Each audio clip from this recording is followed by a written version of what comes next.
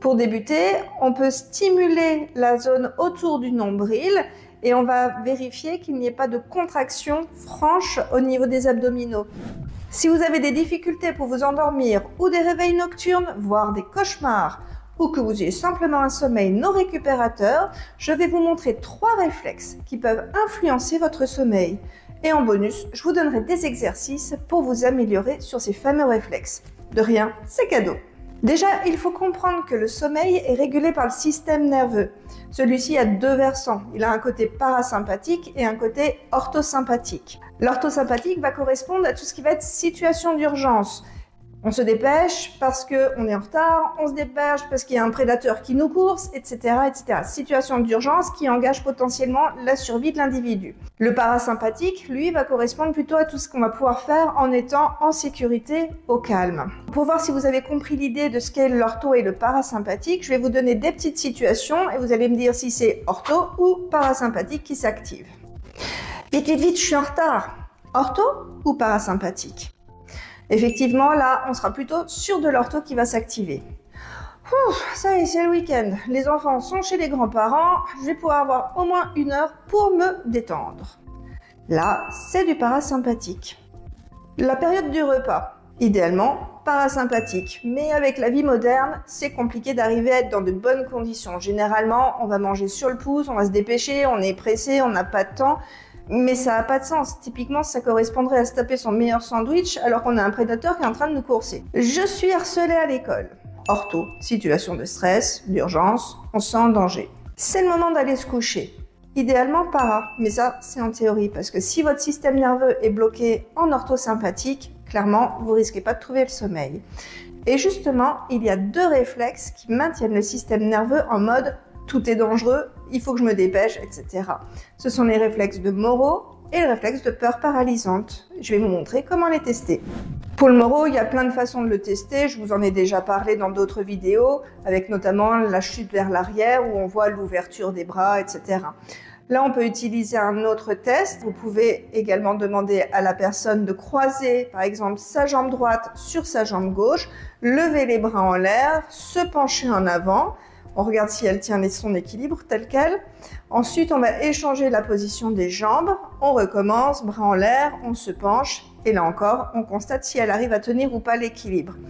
Mais ce test en lui-même ne suffit pas pour définir s'il y a un Moro ou pas, parce que alors ça vient plutôt d'un problème d'oreille interne et il y a d'autres réflexes ou problématiques médicales qui peuvent être en lien avec ces difficultés d'équilibre. Un deuxième petit test que vous pouvez faire pour venir étayer un petit peu plus votre hypothèse, c'est demander à la personne de venir mettre les pieds vers l'extérieur, de marcher ainsi, et ensuite faire la même chose avec les pieds vers l'intérieur, tourner vers l'intérieur. Si vous constatez que lorsqu'elle positionne les pieds vers l'extérieur, les bras se tournent également et inversement pour les pieds vers l'intérieur, vous avez vraiment un mouvement global au niveau des bras. Généralement, ça c'est que les mouvements ne sont pas dissociés entre le haut et le bas du corps et ça va bien vers le sens du Moro, surtout s'il y a les problématiques d'équilibre avant. Avec le réflexe de Moro immature, on va avoir tendance à être vite à fleur de peau, des difficultés à supporter le bruit, voire des difficultés également pour se concentrer. Pour savoir si vos difficultés de sommeil viennent du réflexe de peur paralysante, voici comment le tester. Vous aurez besoin d'une autre personne qui devra se placer face à vous, chacune à un bout de la pièce. Cette personne va s'approcher de vous en vous regardant dans les yeux avec un pas décidé et vous allez devoir lui dire de s'arrêter à une distance qui vous semble confortable.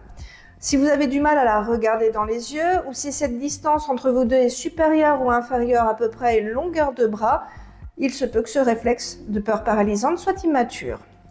C'est un réflexe qui se voit assez facilement sans même avoir le test à faire.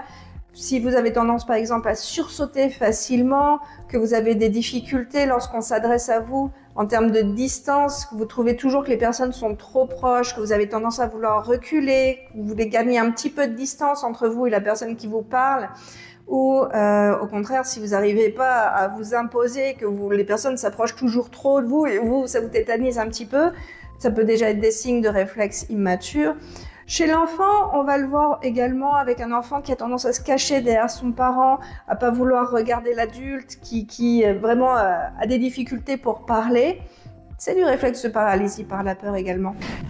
Il y a un dernier réflexe qu'on peut tester en cas de difficulté de sommeil, c'est le réflexe abdominal. Pour débuter, on peut stimuler la zone autour du nombril et on va vérifier qu'il n'y ait pas de contraction franche au niveau des abdominaux.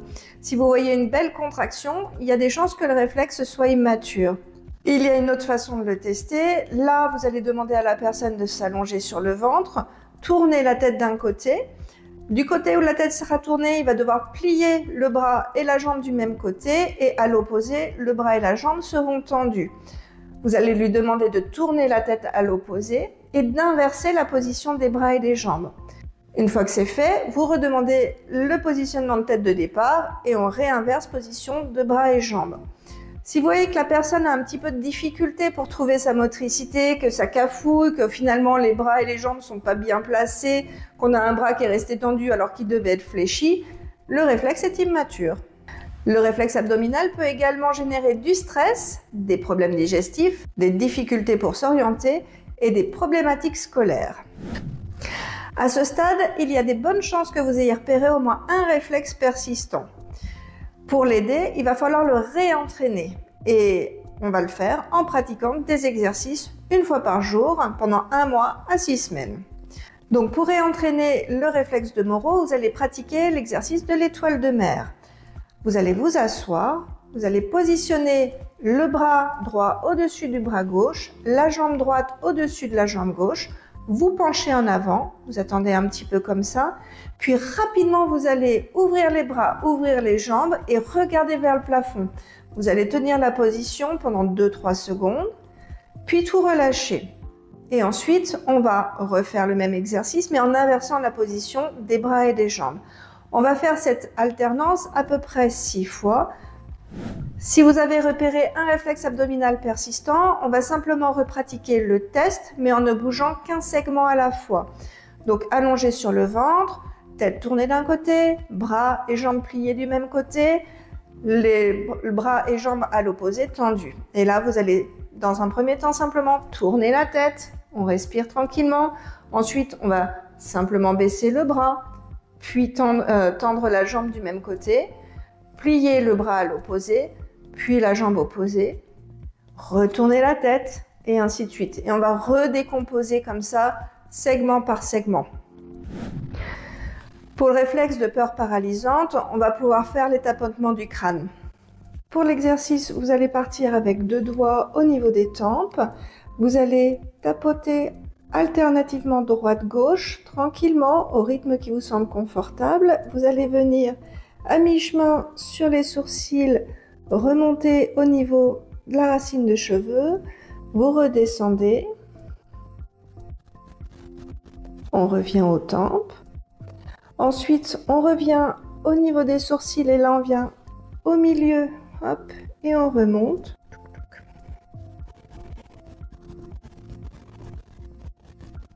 On redescend. Là, on va venir longer ensuite le dessous des yeux.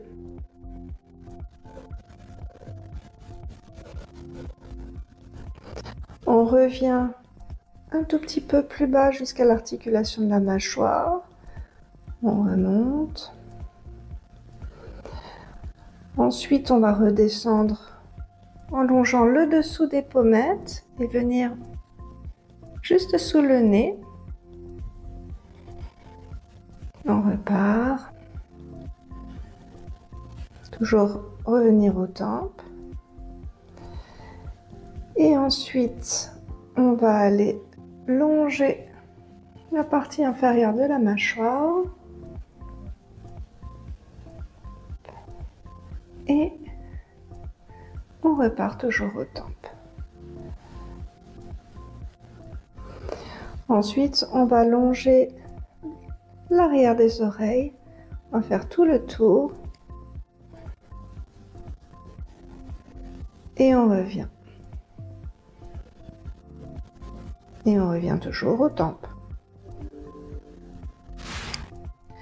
Comme d'habitude, les explications que je vous donne ne se substituent pas à une séance complète. Ça vous donne juste des pistes de réflexion par rapport à des sujets donnés. D'ailleurs, parlons de sujets, si vous avez une thématique que vous souhaiteriez que j'aborde en particulier, n'hésitez pas à me les dire en commentaire. Je verrai si le sujet est abordable sous le biais des réflexes archaïques. Je vous dis à très bientôt pour la prochaine vidéo. Ciao!